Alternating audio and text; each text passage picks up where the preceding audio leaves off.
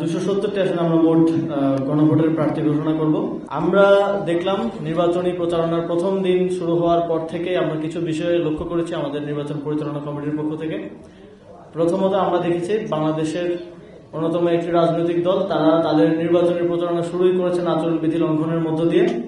আমরা দেখেছি যে বিএনপির চেয়ারপারসন জনাব তারেক রহমান নির্বাচনী প্রচারণা করছেন, তবে সেক্ষেত্রে তারা আচরণবিধি লঙ্ঘন করছেন, যেখানে নির্বাচনী প্রচারণায় মাইক ব্যবহার এবং সাউন্ড বক্স ব্যবহারের সময় নির্ধারণ করে দেয়া আছে দুপুর 2টা থেকে রাত 8টা পর্যন্ত, কিন্তু আমরা তাদেরকে রাত 12টা এমনকি ভোর 4টা এমন সময়ও দেখছি তারা আচরণবিধি লঙ্ঘন করে মাইক এবং সাউন্ড বক্স ব্যবহার করছেন, জনসভা করছেন।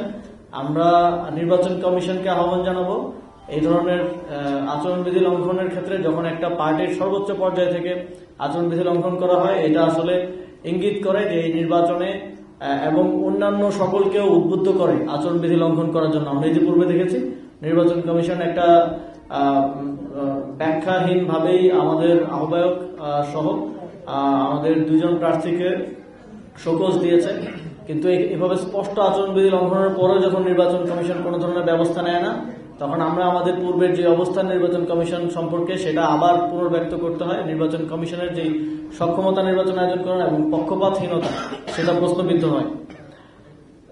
আমরা দেখছি যে সারা দেশে বিভিন্ন রাজনৈতিক দলের প্রার্থীরা, এটা আমরা নির্দিষ্ট কোনো দলের কথা বলবো না, আমরা বলবো যে আচরণবিধি সবার জন্য সমান এবং সবাইকে সেটা মানতে বাধ্য করতে হবে। প্রার্থীরা পোস্টার ব্যবহার করছেন, এবার স্পষ্টভাবে পোস্টার ব্যবহার করায় নিষেধাজ্ঞা রয়েছে নির্বাচন কমিশনের পক্ষ থেকে। নির্বাচন কমিশনকে অবশ্যই তাদের যে নিয়মগুলো সেগুলো বাস্তবায়ন করতে হবে। আমরা আরেকটা বিষয় অত্যন্ত শঙ্কার সাথে দেখেছি, আমরা বিগত নির্বাচনগুলোতে দেখেছি যে সেনাবাহিনীকে কেন্দ্রের বাইরে দাঁড় করিয়ে রাখা হয়, কেন্দ্রের বাইরে দাঁড় করিয়ে রেখে ভিতরে রাতের ভোট হয়, ভিতরে ভোট কারচুপি হয়, সিভিল অ্যাডমিনিস্ট্রেশন এর সাথে এক ধরনের যোগ সাজসের মাধ্যমে ভোট কারচুপি হয়। এবারের নির্বাচনেও খুবই আশঙ্কাজনকভাবে আমরা দেখেছি যে যেই বিধি তৈরি করা হয়েছে সেখানে সেনাবাহিনীর সদস্যদেরকে কেন্দ্রের বাইরে থাকতে বলা হয়েছে এবং বলা হয়েছে যে যদি সিভিল ম্যাজিস্ট্রেট তাকে ডাকেন তাহলে সে ভেতরে যাবে।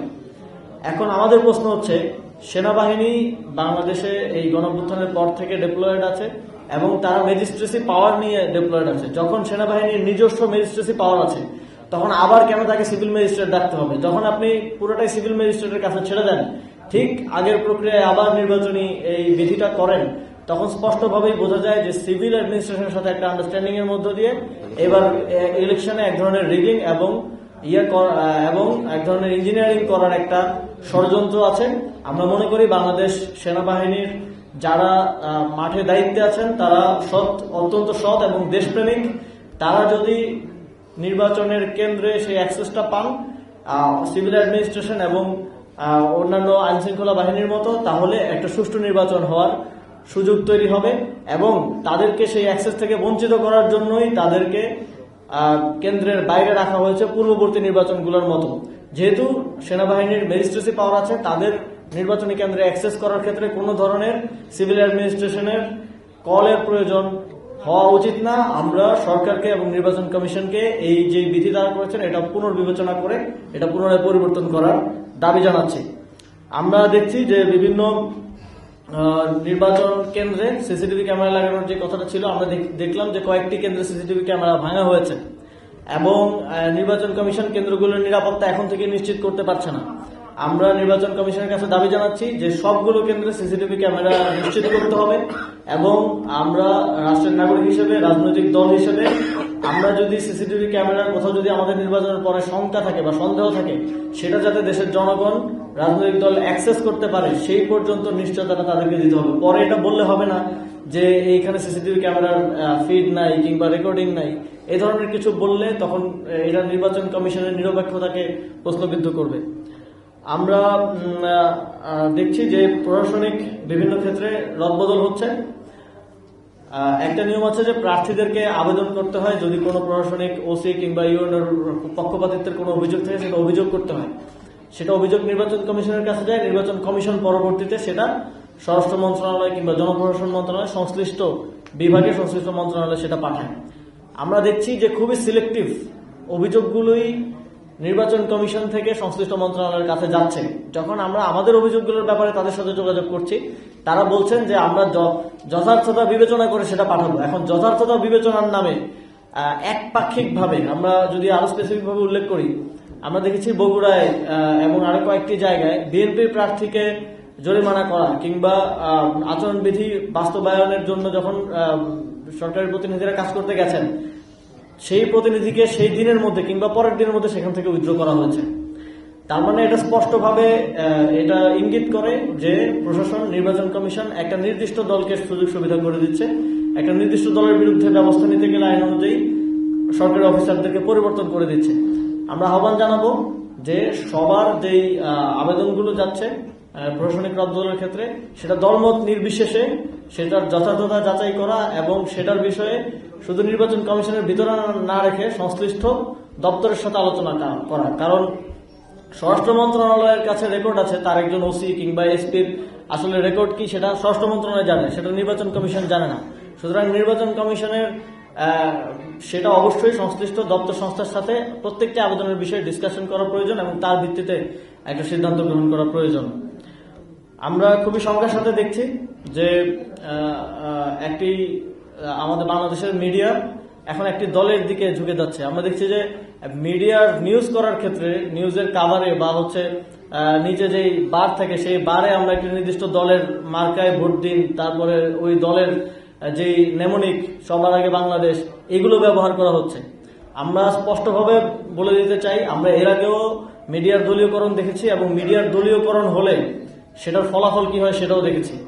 আমরা আহ্বান জানাবো বাংলাদেশের যারা মিডিয়ার মালিকরা আছেন এবং যারা রিপোর্টাররা আছেন সকলকে, যে এই নির্বাচনের মতো গুরুত্বপূর্ণ সময়ে রাষ্ট্রের একটা গুরুত্বপূর্ণ স্তম্ভ হিসেবে আপনারা নিরপেক্ষ ভূমিকা পালন করবেন এবং কাভারেজ দেওয়ার ক্ষেত্রে সকল দলকে সমান সুযোগ দেওয়া হবে, এটা আমরা প্রত্যাশা করব। লেভেল প্লেইং ফিল্ড কিন্তু এই পুরো ইকোসিস্টেমের উপরে দাঁড়ায়। যদি ইকোসিস্টেম কোনো দিক থেকে বায়াসড হয়ে যায় তাহলে পুরো নির্বাচন প্রশ্নবিদ্ধ হওয়ার সুযোগ রয়েছে। এবং আমরা এটাও দেখেছি অত্যন্ত শঙ্কার সাথে যে বিভিন্ন মিডিয়া হাউসে সরাসরি দায়িত্বরত অবস্থায় আছেন এমন ব্যক্তিরা একটি নির্দিষ্ট পার্টির দলীয় প্যাডে একটি পার্টির দায়িত্ব গ্রহণ করেছেন ঢাকা 17 আসনে। আমরা 69 জন সাংবাদিকের নামে দলীয় প্যাডে একটা হতে দেখেছি। আমরা বিশ্বাস করি যে মিডিয়ায় যারা কাজ করেন তারা সকল দলমতের ঊর্ধ্বে থেকে নিরপেক্ষভাবে কাজ করবেন, কিন্তু অত্যন্ত দুঃখের সাথে বলতে হচ্ছে তারা যদি নিজেদেরকে একটা নির্দিষ্ট দলের কর্মী হিসেবে ট্রিট করতে চান তাহলে আমাদেরকেও বাধ্য হয়ে তাদেরকে সেভাবেই ট্রিট করতে হবে। তাদেরকে আমরা যে একটা সার্বজনীন জায়গায় দেখি সেই সার্বজনীন জায়গায় আমরা দেখতে পারবো না, বাংলাদেশের জনগণ দেখতে পারবে না। আমরা আহ্বান জানাবো এই ধরনের বিভিন্ন দলীয় কমিটিতে এই ধরনের বিভিন্ন প্রতিষ্ঠান, যারা রাষ্ট্রীয় প্রতিষ্ঠান এবং যারা হচ্ছে রাষ্ট্রের গুরুত্বপূর্ণ স্তম্ভ, সংবাদ মাধ্যমের প্রতিষ্ঠান এবং প্রতিষ্ঠানের দায়িত্বরত ব্যক্তিবর্গ জড়িত হবেন না এবং যারা জড়িত হয়েছেন তাদের বিরুদ্ধে এই হাউসগুলো থেকে ব্যবস্থা গ্রহণ করা হবে। ইতিমধ্যেই 10 দলীয় জোট এবং আমাদের বিশেষ করে এনসিপি, আমরা আমাদের নেতাকর্মী এবং আমাদের প্রার্থীদেরকে পুরো নির্দেশনাটা আমরা দিয়েছি যে কিভাবে নির্বাচনের প্রচারণা করতে হবে, সেটা আরটি অনুযায়ী আমরা সেই নির্বাচনের প্রচারণা পুরো রূপরেখাটা তাদেরকে দিয়েছি এবং প্রেস রিলিজের মাধ্যমে আমাদের পার্টির অফিসিয়াল হ্যান্ডেলগুলোতে আমরা সেটা প্রচার করেছি এবং আমরা সর্বোচ্চ নিশ্চিত করতে চাই যে আমাদের প্রার্থীরা নির্বাচনের প্রচারণা, নির্বাচনের যে আচরণবিধি সেটা মেনে তারা তাদের প্রচারণাটা করবে।